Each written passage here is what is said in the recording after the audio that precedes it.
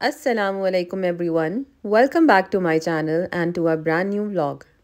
उम्मीद है आप सब बिल्कुल खैरियत से होंगे, अपने अपने घरों में खुश और महफूज होंगे। अल्लाह ताला आप सब की तमाम तकलीफ़ें परेशानियां दूर करें और सारी जायज़ दुआएं कबूल करें। आमीन सुम्मा आमीन। तो आइए चलिए स्टार्ट करते हैं आज का व्लॉग। टाइटल से तो आप लोगों ने देख लिया होगा कि किस बारे में है आज का व्लॉग। डीप क्लीनिंग पे है, वो भी किचन की डीप क्लीनिंग। तो जिस दिन मुझे सफाई करनी थी उसी दिन मैंने देखा बाहर भी कुछ इसी तरह सिलसिला चल रहा था, बाहर की भी अच्छी खासी डीप क्लीनिंग हो रही थी। अच्छा, यहाँ की जो लोकल काउंसिल आती है वो हर सीज़न आती है, मेरे ख्याल से साल में 2 या 3 दफ़ा तो आते ही हैं। एक मौसम स्टार्ट होने से पहले, जैसे समर स्टार्ट होने से पहले एक दफ़ा आते हैं कि अच्छे से सारी सफाई हो जाए, सारी ग्रास अच्छे से कट जाए, जो सारी बुशेज़ होती हैं, ट्रीज़ होती हैं, वो ट्रिम हो जाए। और अभी सर्दियों में भी दोबारा से आ गए हैं ताकि अच्छे से सफाई हो जाए। तो मैंने सोचा जब बाहर सफाई हो ही रही है तो मैं अपने अंदर किचन की भी क्लीनिंग कर लूँ, जो कि बहुत अरसे से पेंडिंग थी। मुझे लास्ट व्लॉग में करनी थी मगर मेरी कुछ तबीयत सही नहीं थी। वही मौसम की वजह से बंदा सुस्त हो जाता है और डाउन डाउन फील कर रहा होता है। तो उसी तरह मुझे भी कुछ मेरी कैफ़ियत हो रही, तो फिर मैंने उसको डिले कर दिया था। तो मैंने सोचा मज़ीद डिले करने से बेहतर है मैं अभी ही कर लूँ, क्योंकि आगे और सर्दियाँ आने वाली तो फिर और सुस्ती आएगी। तो कहते हैं ना, बेटर लेट देन नेवर। तो मैंने सोचा बस आज स्टार्ट कर ही लूँ। वैसे तो मैं डीप क्लीनिंग किचन की हो या पूरे घर की हो हर 2 महीने बाद ही कर लेती हूँ। अभी जैसे मैंने लास्ट जब की थी, जब बच्चों के स्कूल स्टार्ट हुए थे सितंबर में, मैंने तब की थी। उसके बाद सितंबर से लेके अब तक 3 महीने हो गए, मुझे बिल्कुल भी बीच में मौका नहीं मिला। मगर क्योंकि मैं मंथली डीप क्लीनिंग नहीं कर पाई थी इस दफ़ा, तो मैं ये किया करती थी, और जो कि मेरी आदत भी है कि कैबिनेट्स हों, चाहे जार्स हों या कुछ भी जो किचन में बाहर रखी हुई हैं चीज़ें, चाहे वो अंदर हों, उनको मैं वीकली बेसिस पे या कभी कभार डेली बेसिस पे जो मल्टी सरफेस वाइप्स होते हैं उनसे मैं साफ़ करती रहती थी। तो इतनी मेहनत नहीं लगी, टाइम बेशक बहुत लगा था क्योंकि एक प्रॉपर मुझे अच्छे से सफाई थरोली करनी थी। तो सबसे पहले मैंने स्टार्ट किया, ये जो डिश रैक रखा होता है बेसन के पास, वो मैंने खाली किया। उसके बाद जो ये एक्सट्रैक्टर फ़ैन होता है या कुकर हुड जिसे कहते हैं, वो मैंने उसकी जो जालियाँ होती हैं वो सबसे पहले निकाल के रखी, क्योंकि बहुत ज़्यादा ग्रीसी हो जाती हैं, जैसे आप लोग देख सकते हैं। तो इसको साफ़ करना मुझे बहुत मुश्किल लगता है, बहुत मैंने तबाही करी है पास्ट में, काफ़ी सारे ब्रश ख़राब किए, कुछ भी काम नहीं आता है, कुछ भी मतलब मुझे नहीं समझ आता मैं इसको कैसे साफ़ करूँ। तो बस मैंने ये जो सिंपल एक स्प्रे आता है वो यूजुअली यूज़ होता है अवंस के लिए, या जो आपका होता है कुकिंग रेंज पूरे, उसके लिए होता है। तो यहाँ पे सबसे पहले मैं आगे बढ़ने से पहले यहाँ पे आप लोगों से कुछ प्रोडक्ट्स शेयर करूँगी जो कि मैं यूज़ करती हूँ और काफ़ी इकोनॉमिकल भी रहते हैं। या आपको इजीली कहीं से भी मिल जाते हैं, होम बारगेन्स हो गया या फिर B&M हो गया, मगर वैसे मैं यूजुअली होम बारगेन से ही लेती हूँ, तो बहुत अच्छे मिल जाते हैं ये प्रोडक्ट। तो लेफ़्ट पे ये है डॉक्टर मैजिक का स्प्रे, जिससे मैं एग्जॉस्ट फ़ैन की जो जालियाँ होती हैं वो साफ़ करती हूँ, क्योंकि मैंने काफ़ी चीज़ें यूज़ की हैं, कुछ भी मुझे नहीं लगता है फ़ायदेमंद, तो ये मुझे फिर भी बेहतर लगता है बाकी चीज़ों से। वैसे तो ये बताया आपको मैंने कि चूल्हे वगैरह के लिए, अवन्स के लिए, कि जो अंदर ग्रीस जमा हो जाती है वो साफ़ हो जाए, मगर मैं इसको जालियों के लिए भी यूज़ कर लेती हूँ। फिर आता है ये मल्टी सरफेस क्लीनर। ये बिल्कुल उसी तरह है जिस तरह पाकिस्तान में विम का जो पाउडर मिलता है ना, बिल्कुल उसी तरह ही है ये पाउडर। इससे बल्कि बहुत अच्छे से पतीलियाँ साफ़ हो जाती हैं, मैं इससे चूल्हे भी साफ़ कर लेती हूँ। कुछ भी जो ग्रीसी स्टफ़ होता है वो बहुत आराम से साफ़ हो जाता है। ये भी मैंने होम बारगेन से लिया था, बार कीपर्स फ्रेंड, तो बहुत अच्छा है ये प्रोडक्ट भी। फिर आता है ये मल्टी सरफेस स्प्रे, जो कि है तो किसी और कंपनी की बॉटल, इसमें ऑलरेडी स्प्रे था, तो ये जब खाली हुई तो मैं फिर अपना ही मल्टी क्लीनर बना लेती हूँ। मल्टी सरफेस क्लीनर, तो ये ड्रॉप्स आती हैं, जैसे बिल्कुल डेटॉल की नहीं मिलती है, कॉन्सनट्रेटेड लिक्विड होता है डिसइंफेक्टेंट, तो ये स्टार ड्रॉप्स का आता है। मैं डिफरेंट हर महीने डिफरेंट प्रोडक्ट्स ट्राई करती हूँ, तो इस दफ़ा मैंने ये वाले फ्लेवर कह लें या खुशबू में लिया था। तो इसमें भी सारे इंस्ट्रक्शंस लिखे होते हैं कि कितने पानी में आपको कितनी बॉटल मतलब बन सकती है, और कितने आपको कैप्स इस कॉन्सनट्रेटेड डिसइंफेक्टेंट के डालने हैं। तो अब काफ़ी महीने हो गए हैं, तकरीबन 2-3 महीने, मैंने जो ऑलरेडी रेडीमेड आता है मल्टी सरफेस वो नहीं यूज़ करती, मैं घर में इसी तरह बना लेती हूँ, और ये भी काफ़ी इकनॉमिकल रहता है। फिर आता है ये एल्बो ग्रीस, ये मेरा मोस्ट फेवरेट प्रोडक्ट है, क्योंकि ये हर तरह की चिकनाई बहुत आसानी से काम मतलब साफ़ कर देता है। तो इसको मैं रेगुलर बेसिस पे चूल्हों पे तो ज़रूर यूज़ करती हूँ। इवन कि अगर किचन का सिंक भी होता है मैं उससे भी उसको भी इसी से साफ़ कर लेती हूँ। और फिर आते हैं ये मल्टी सरफेस वाइप्स, किसी भी कंपनी का ले लें, तो ये बहुत बहुत हैंडी रहते हैं। इससे मैं जो होती है रेगुलर बेसिस पे कैबिनेट्स की क्लीनिंग, और वैसे ही अगर फर्श पे कुछ गिर जाए तो उससे मैं साफ़ करती हूँ। तो यहाँ पे वही मैं डॉक्टर मैजिक का स्प्रे, यहाँ पे इसमें इंस्ट्रक्शंस लिखे हुए थे कि कुछ स्पेसिफिक एक डिस्टेंस से आपको स्प्रे करना होता है। बहुत मुश्किल से इसका कैप खुल रहा था।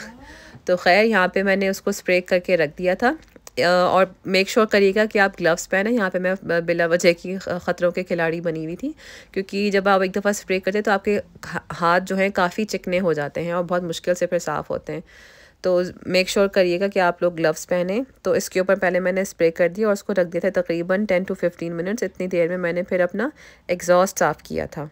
अच्छा, एक और प्रोडक्ट मैं यूज़ करती हूँ। कॉर्नर्स में अक्सर मोल्ड बहुत ज़्यादा ग्रो करने लगती है, तो उसके लिए फिर मैं ये प्रोडक्ट यूज़ करती हूँ। बहुत कम वैरायटी है मोल्ड क्लीनर्स की, तो यही सबसे बेस्ट लगता है मुझे। तो यहाँ सबसे पहले एग्जॉस्ट के हुड पे मैंने स्प्रिंकल कर दिया ये मल्टी सरफेस क्लीनर जो पाउडर के फॉर्म में है, और इसकी जगह आप विम भी यूज़ कर सकते हैं अगर तो आप पाकिस्तान में हैं। और फिर मैंने साथ ही एक यूज्ड स्पंज ले लिया जिससे मैं किचन का सिंक साफ़ करती हूँ। उसको चाहें तो आप गीला करके भी यूज़ कर सकते हैं, मगर यहाँ पे मैंने मल्टी सरफेस क्लीनर ही स्प्रे कर दिया था। तो पहले मैंने इसको कोशिश की कि मैं स्पंज से साफ़ करूं, मगर ग्रीस जो है काफ़ी टफ़ था। तो फिर जो स्काउरर आता है या फिर जिससे आप बर्तन मांजते हैं, कुछ भी आप इसको कह लें, वो मैंने यूज़ किया था। तो उससे बहुत आसानी से जो सारा ग्रीस था बहुत क्विक साफ़ हो गया था। तो यहाँ पे आप देख सकते हैं कॉर्नर्स पे आपको दिख रहा है थोड़ा बहुत जो ग्रीस रह गया था। तो इस तार से कह लें या स्काउरर जो होता है, इससे बहुत बहुत ईजीली साफ़ हो जाता है। और विम अगर हो तो उससे तो बात ही बन जाती है, और थोड़ी सी इसके ऊपर पॉलिश भी आ जाती है। और बल्कि इस बॉटल पे लिखा हुआ भी है कि ये पॉलिशिंग के लिए बहुत अच्छा है, स्पेशली स्टेनलेस स्टील पे। अच्छे से पूरे हुड को रब करके फिर मैंने एक साफ़ कपड़ा लिया, सिर्फ पानी से थोड़ा गीला किया, और फिर जितना भी प्रोडक्ट लगा हुआ था उसको पहले मैंने अच्छे से वाइप ऑफ किया। वाइप ऑफ करने के बाद इसको मैं 2-3 दफ़ा ये प्रोसेस को रिपीट करती हूँ कि सिर्फ सादे गीले कपड़े से ही साफ़ करती हूँ, ताकि जो भी प्रोडक्ट रिमेनिंग है वो सरफेस पे से निकल जाएं। और आखिर में अगर ज़रूरत पड़ती है तो मैं मल्टी सरफेस क्लीनर जो वाइप्स आते हैं वो भी यूज़ कर लेती हूँ। यहाँ पे जो अंदर की जो इसकी मशीन लगी हुई है एग्जॉस्ट की, उस पर भी मुझे काफ़ी जो ग्रीस की ड्रॉपलेट्स होती हैं बहुत दिख रही होती हैं, अक्सर गिरने भी लगती हैं। तो यहाँ पे मैं सिर्फ सिंपल जो मल्टी सरफेस क्लीनर वाइप्स हैं उनसे साफ़ कर रही हूँ। और फिर सेम जो प्रोसीजर मैंने ऊपर किया था विम के पाउडर से, वही उसी तरीके से मैंने नीचे हुड का पार्ट भी साफ़ कर दिया था। यहाँ पे 10 से 15 मिनट हो चुके थे वो स्प्रे को लगे हुए। इसको भी मैं उसी तार की मदद से या स्काउरर की मदद से ही कर रही हूँ। इस जाली के चक्कर में मैंने पास में बहुत सारे ब्रशेस बर्बाद किए हैं, महंगे महंगे ब्रशेस ख़रीदे, मगर कोई भी फ़ायदेमंद नहीं था। सिंपल एक ये घर में ही, हर किसी के घर में ये अवेलेबल होता है, तो आप इससे बहुत आसानी से ये साफ़ कर सकते हैं। और अगर आप लोगों को कोई टिप्स एंड ट्रिक्स पता हो ये जाली साफ़ करने की, तो प्लीज़ मुझसे ज़रूर शेयर करिएगा कमेंट्स में। तो फिर एग्जॉस्ट अच्छे से साफ़ हो गया। जो जालियाँ थी मैंने ड्राई करने के लिए रख दी थी। तो फिर आ गई थी मेरी साइड की जो कैबिनेट्स लगी हुई हैं, इन पे भी काफ़ी ग्रीस जमा हो जाता है, क्योंकि साथ ही चूल्हा है तो सारी फ्यूम्स उड़ के जाती हैं और सारा ऑयल उड़ के यहाँ पे जाता है, तो ये भी काफ़ी गंदा हो जाता है। इसको मैं टाइम टू टाइम वैसे ही साफ़ कर देती हूँ। यहाँ पे आप देख सकते हैं कितना चमकने लगा है एग्जॉस्ट। तो कैबिनेट्स को मैं वैसे ही जो साइड की हैं टाइम टू टाइम साफ़ कर लेती हूँ, तो इतनी मेहनत नहीं करनी पड़ी थी। अच्छा, मैं किचन की जो क्लीनिंग होती है कॉर्नर टू कॉर्नर करती हूँ, मतलब क्लॉकवाइज जाती हूँ। इस तरह मेरे लिए ख़ुद इजी भी हो जाता है समझना, और मुझे अंदाज़ा हो जाता है कि मेरा कितना हो गया कितना नहीं हो गया। ये कैबिनेट एक वाहिद ऐसी कैबिनेट है जो भी मुझे किचन में जो एक्स्ट्रा सामान दिखता है मैं यहाँ पे ही डंप करती रहती हूँ। जब भी इसका इतना बुरा हाल हो गया था, गंदी कुछ ख़ास नहीं थी, बस थोड़ा बहुत पाउडर गिरा हुआ था। यहाँ पर मैं यूजुअली जो है ब्रेकफास्ट के आइटम्स रखती थी, जो कि अब सिर्फ यहाँ पे फालतू चीज़ें ही रखी हुई हैं, पेंसिल्स, पेपर्स, और जो चीज़ें बच्चों से छुपाने की होती हैं वही रखी हुई थी।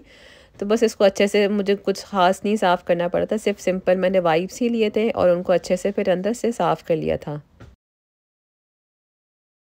फिर उसी कैबिनेट में ऊपर के सेक्शन में मैंने ये बड़ी सी बास्केट रखी है। इसमें ज़्यादातर जो है बेकिंग की ही चीज़ें हैं, या फिर ड्राई फ्रूट्स, वो जो मीठे में यूज़ करते हैं। बेसिकली जो डेज़र्ट्स या बेकिंग में चीज़ें यूज़ होती हैं, वो मैंने वही तमाम प्रोडक्ट्स इस बास्केट में रखे हुए थे। इसकी भी कुछ ख़ास गंदी नहीं हुई थी ये बास्केट।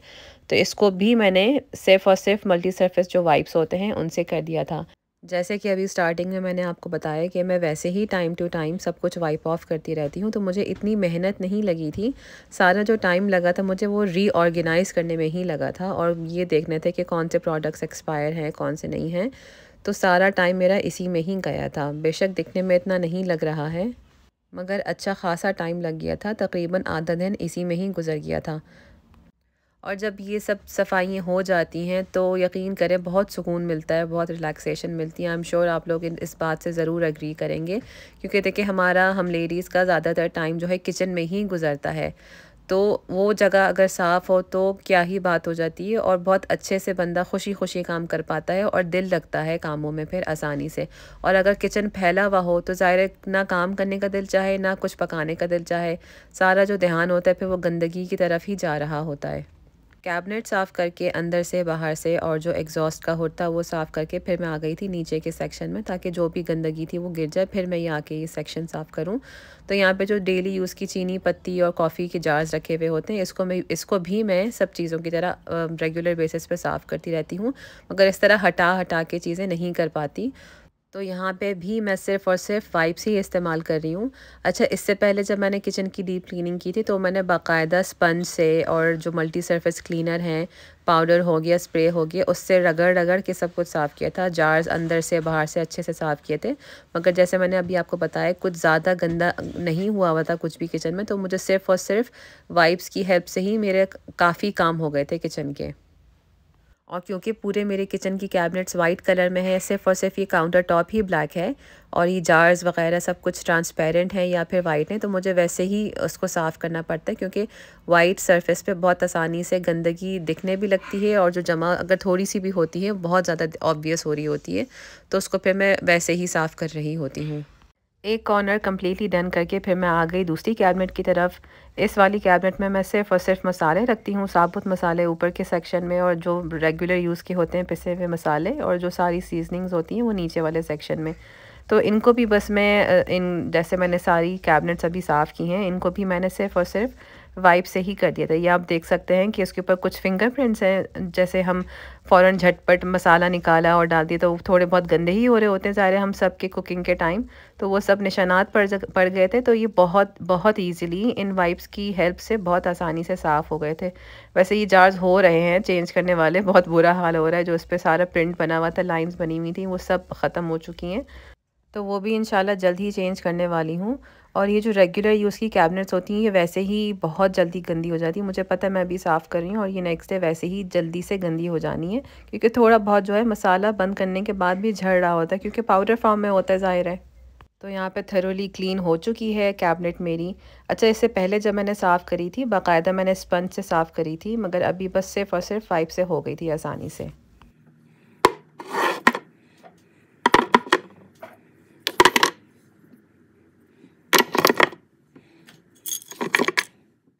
और फिर ये कैबिनेट भी डन हो गई थी। तो इस तरह देखते ही देखते मेरी दो कैबिनेट्स कंप्लीट हो गई थी। फिर मैं आ गई थी तीसरी कैबिनेट की तरफ। उस कैबिनेट में मैं सिर्फ़ और सिर्फ सॉसेस रखती हूँ, और ये जो शान के मसाले हैं वो रखती हूँ। और अच्छा, वैसे इससे पहले मैं फ़्रिज में रखा करती थी शान के मसाले, मगर क्योंकि यहाँ पे यूके में ऑलरेडी बहुत ठंड होती है, तो कोई मुझे टेंशन नहीं होती कि कीड़े लग जाएंगे या कुछ। और ये देखें, बड़े मज़े का होता है पानी पूरी मसाला। अच्छा, ये मैंने कभी भी नहीं देखा, मुझे ना कभी यूएई में दिखा ना पाकिस्तान में। यहाँ पे मुझे बड़ी खुशी हुई थी कि पानी पूरी चलो अच्छी मिलती तो नहीं है, मगर एटलीस्ट ये शान मसाले से बड़े मज़े का टेस्ट आता है। प्रॉपर ऑथेंटिक जो पानी पूरी का जो पानी होता है वैसा ही टेस्ट देता है ये शान का मसाला। तो यहाँ पे जो मेरी पूरी बास्केट है, इसको भी मैंने अच्छे से मसाला झाड़ लिया था। जो एक्सपायर्ड थे सारे बॉक्सेस वो मैंने फेंक दिए थे, और फिर इस तरह मेरी बास्केट भी साफ़ हो गई थी। और ये जो सॉसेस की जो है, ये लेज़ी सूजन शायद कहते हैं इसे, तो इसमें भी कुछ ख़ास गंदा नहीं हुआ था। और इसको भी मैंने इन जार्स को, इन बॉटल्स को अच्छे से वाइप ऑफ कर दिया था। जो भी चिकने धब्बे लगे हुए थे, सॉसेस जो ड्रिप हो रहे थे, उनके निशानात साफ़ कर दिए थे। और ये भी बहुत लिटरली शायद 5 से 6 मिनट ही लगे थे, और मेरी ये कैबिनेट भी बहुत अच्छे से साफ़ हो गई थी। फिर जब ऊपर की सारी तीनों कैबिनेट्स जो टोटल थी वो सब साफ़ हो गई थी, फिर मैं आई थी नीचे काउंटर टॉप पे और चूल्हे की तरफ, ताकि जो भी कचरा झड़ना है वो नीचे गिर जाए, फिर मैं इन दी एंड साफ़ करूँ ये वाला सेक्शन। तो यहाँ पे मैंने चूल्हे की सफाई भी उसी प्रोडक्ट से की थी, बार कीपर्स फ्रेंड, जो बिल्कुल विम के पाउडर की तरह है। अच्छा, वैसे अमूमन लोग जो हैं चूल्हे पे फॉयल पेपर प्रेफर करते हैं कि बिछा दें और उसी को बस साफ़ कर दें, इस तरह आपका चूल्हा जो है बचा रहता है। मगर मैं नहीं करती, मैं इसको रेगुलरली जो साफ़ करती हूँ सिर्फ़ और सिर्फ उससे करती हूँ, एल्बो ग्रीस से। और फिर जब अगर कभी मुझे डिटेल इस तरह सफाई करनी हो तो फिर मैं इस तरह स्पंज और पाउडर से कर लेती हूँ, जो विम का पाउडर है। अच्छा, फिर आती है बारी एयर फ्रायर की। मेरे जो एयर फ्रायर में जो ट्रेज़ लगी होती हैं वो मैं हर यूज़ के बाद उसको नॉर्मली साफ़ कर देती हूँ, मगर जो इसके अंदर की दीवारें हैं वो नहीं साफ़ हो पाती हैं रेगुलर बेसिस पे। तो इसके लिए मैंने नहीं यूज़ किए थे वाइप्स। इसके लिए मैंने सिर्फ सिंपल जो किचन टॉवल होता है उसको मैंने सिर्फ और सिर्फ पानी यूज़ किया था। वो उसकी वजह यही है कि अंदर खाने पीने की चीज़ें ही बन रही होती हैं, तो वो सेहत के लिए नुकसानदेह है। तो मैंने सिर्फ पानी और टिश्यू की हेल्प से ही इसको साफ़ कर दिया था। और फिर उसके जो नीचे का हिस्सा था काउंटर टॉप, वो मैंने इस तरह मल्टीपर्पज़ जो क्लीनर होता है उससे साफ़ कर दिया था। और ये देखें आप कितना चमचमाता हुआ हो गया था। फिर जब सारी कैबिनेट्स हो गई, नीचे का सेक्शन भी हो गया, काउंटर टॉप हो गया, तो ये जो मेरे सारे स्पाइस रैक थे वो भी हटा के मैंने अच्छे से डिटेल थरो क्लीनिंग कर ली थी। तकरीबन 1-1.5 घंटे बाद मेरा जो ये लेफ़्ट साइड का पार्ट है किचन का साफ़ अच्छे से हो गया था। इवन राज़ें भी हो गई थी। वो मैंने बस वीडियो में इसलिए नहीं दिखाई क्योंकि वीडियो बहुत लंबी हो रही थी। फिर साथ साथ मुझे थोड़ी भूख लगी तो मैंने सोचा थोड़ा ब्रेक ले लूँ और कुछ ऑरेंजेस एंजॉय करूँ। और सामने कुछ इस तरह के मंज़र थे, मेरे लिए इंतज़ार कर रहे थे। और इस वक्त तक बेटी के भी स्कूल से आने का टाइम हो गया था, तो फिर मैंने थोड़ा ख़ुद ही ब्रेक ले लिया था। और फिर जो सारे काम बाकी रिज्यूम किए थे वो मैंने फिर शाम को किए थे। इस वक्त आप अगर थोड़ा फ़ील कर पाएँ या नोटिस कर पाएँ, अगर खिड़की आप देख सकते हैं तो थोड़ा अंधेरा, क्या काफ़ी अंधेरा हो गया था। इस वक्त 3-4 बज रहे थे। फिर बारी आती है माइक्रोवेव की। अच्छा, माइक्रोवेव में वैसे तो नॉर्मल डेज़ में हर वीक ही कर रही होती हूँ, मगर इस दफ़ा क्योंकि मेरे प्लान में था कि मुझे एक डीप क्लीनिंग की बनानी है वीडियो, तो मैंने जान के ही छोड़ दिया था ताकि आप लोगों को अच्छे से दिखा सकूँ। और अगर मैं वैसे ही दिखाती तो वो इतना गंदा नहीं होता क्योंकि वो हर वीक साफ़ हो रहा होता है। तो मैंने जान के छोड़ दिया था 2-3 हफ़्ते, ताकि आपको प्रॉपर वाज़े डिफरेंस दिखाऊं। तो यहाँ पे मैंने सबसे पहले एल्बो ग्रीस लगा के उसको अच्छे से टिश्यू की हेल्प से सारी जो चिकनाई थी वो साफ़ कर दी थी। यहाँ पे आप देख सकते हैं किचन टावल पे कितना ग्रीस आया है। तो बस अगर वीकली साफ़ करो तो इतना कुछ ज़्यादा गंदा नहीं होता। और इन दी एंड मैंने सारा जो प्रोडक्ट था वो वाइप ऑफ कर दिया था। उसके बाद मैंने बोल में टैप वाटर लिया, थोड़ा सा लेमन जूस स्क्वीज़ किया और जो लेमन का पीस था उसी पानी में ही डिप कर दिया और 3 से 4 मिनट के लिए उसको रख दिया माइक्रोवेव के अंदर। इससे ये होता है जो स्टीम बनती है, जो पानी इवेपोरेट होता है, जो सारे कोनों कोनों में जो सारा प्रोडक्ट लगा होगा वो भी अच्छे से साफ़ हो जाएगा। और लेमन तो वैसे भी बहुत अच्छा होता है ऑयली चीज़ साफ़ करने के लिए, ग्रीस साफ़ करने के लिए, और खुशबू भी बहुत अच्छी आ जाती है। यहाँ पे आप देख सकते हैं कितना गर्म पानी हो गया था। और फिर मैं ये भी यूज़ करती हूँ ग्लास क्लीनर। ये भी कॉन्सनट्रेटेड सोल्यूशन मिलता है, इसका भी मैं अलग से स्प्रे बना लेती हूँ। इसको मैं यूजुअली जो डाइनिंग टेबल होती है वो साफ़ करने के लिए यूज़ करती हूँ, जो घर में मिरर्स वगैरह लगे हुए हैं वो साफ़ करती हूँ, और माइक्रोवेव के लिए यूज़ करती हूँ। तो बहुत अच्छी शाइन आ जाती है, आप देख सकते हैं कोई धब्बा और कोई भी मार्क नहीं रहता। उसके बाद बारी आती है वॉशिंग मशीन की। अच्छा, वॉशिंग मशीन में मेन मसला यहाँ पर यही मैंने देखा है कि मोल्ड बहुत जल्दी जमा हो जाता है। तो या तो आप सिंपल जो थिक ब्लीच यहाँ पे मिलता है, यहाँ पे नॉर्मल पतला जो होता है ना पानी की तरह ब्लीच, वो नहीं मिलता। या तो आप थिक ब्लीच से साफ़ कर सकते हैं, यहाँ पर जो ये स्प्रे मिलता है मोल्ड क्लीनर उससे साफ़ कर लें। तो उसकी जो स्पेशली जो ये रिम के अंदर रबर लगी हुई होती है ना, उसमें बहुत ज़्यादा क्या कहते हैं, स्लाइम कह लें या मोल्ड बहुत ज़्यादा जमा हो जाता है। और यहाँ पे हमारे घर में किचन में ये आप देख सकते हैं कि कॉर्नर्स में कितना मोल्ड है। तो ये सब भी मैंने फिर मोल्ड क्लीनर जो स्प्रे था उसी की मदद से मैंने साफ़ कर दिया था। फिर यहाँ पे इस वक्त तक तकरीबन पूरा ही किचन साफ़ हो गया था, बस ये किचन सिंक रहता था। तो इसको भी मैंने सिंपल डिश वॉशिंग लिक्विड जो होता है किसी भी कंपनी का आप ले लें, वो ले लें, उसको अच्छे से पूरे जो सिंक में है उसको डाल दें, स्प्रेड कर दें। और फिर जो विम का पाउडर था यहाँ पे जो मिलता है बार कीपर्स फ्रेंड, मैंने वो डाल दिया था, वो सिंक भी अच्छे से साफ़ हो गया था। फिर आखिर में जो ये डिश का रैक था ना, ये भी बहुत जल्दी गंदा हो जाता है। तकरीबन हर 2 हफ्ते बाद इसको साफ़ करना पड़ता है। इसमें भी बहुत अच्छी खासी मोल्ड लग जाती है।